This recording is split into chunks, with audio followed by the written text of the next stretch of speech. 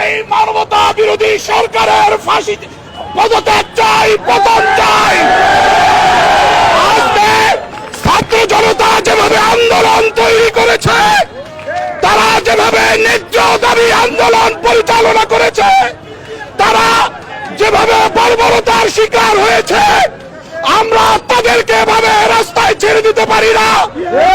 আমরা বাংলাদেশের দল মত নির্বিশেষে সকল শ্রেণী পেশার মানুষ তাদের সাথে একাত্মতা পোষণ করছি, সংহতি পোষণ করছি। ভাইরা আমার, আমরা স্লোগান তুলি, দফা এক দাবি এক,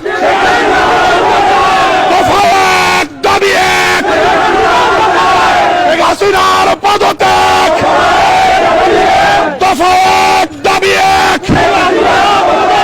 ধন্যবাদ সবাইকে। কাকা ফোনটা দিন।